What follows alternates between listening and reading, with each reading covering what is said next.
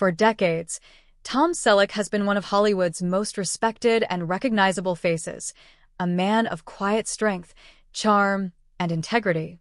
Best known for his iconic roles in Magnum, P.I., Blue Bloods, and countless westerns, Selleck has carried himself with the same dignity off-screen that he portrays on camera.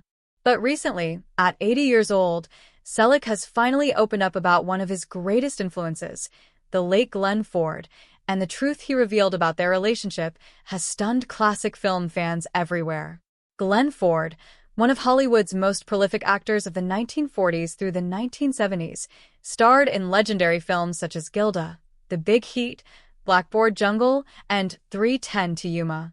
With his cool confidence and understated masculinity, Ford defined what it meant to be a leading man. To a young Tom Selleck, Ford wasn't just a movie star, he was a model of what an actor and a man should be. Selleck grew up watching Ford's westerns, admiring his subtle acting style and quiet toughness.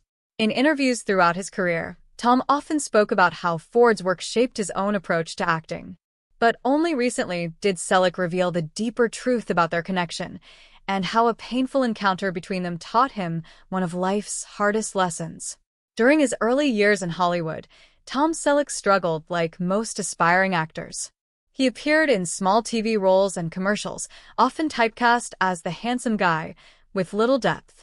At one point in the late 1960s, Selleck had the chance to meet Glenn Ford on a studio lot.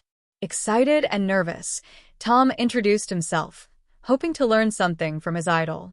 But according to Selleck, the meeting didn't go the way he imagined. "I was just a young actor then, full of admiration for Glenn," Selleck once recalled. "I walked up to him and told him how much I loved his work. He barely looked at me, just nodded and walked away." For years, that moment haunted Tom Selleck. He couldn't understand why someone he admired so deeply seemed so cold. But as time went on and Tom became a star in his own right, he began to see things differently. "Now that I've been in this business for over 50 years, Selleck explained, I understand what Glenn was dealing with. Fame can wear you down. It can make you wary of people. I don't hold it against him anymore." Selleck went on to say that, despite the disappointment of that early encounter, Glenn Ford still shaped his career more than any other actor. "He taught me, without even knowing it, that strength doesn't have to be loud," Selleck said. "He was confident without arrogance, and that's what I've always tried to bring to my roles." In his later years, Selleck developed a renewed respect for Ford's legacy. He has often credited Ford's performance in 3:10 to Yuma as one of the greatest examples of moral tension ever put on film, a performance that Selleck drew inspiration from in his own Western roles. "There's a stillness to Glenn's acting that you don't see much anymore," he said. "It's something I've always tried to capture, that quiet power." But Selleck also revealed a more personal side of their story.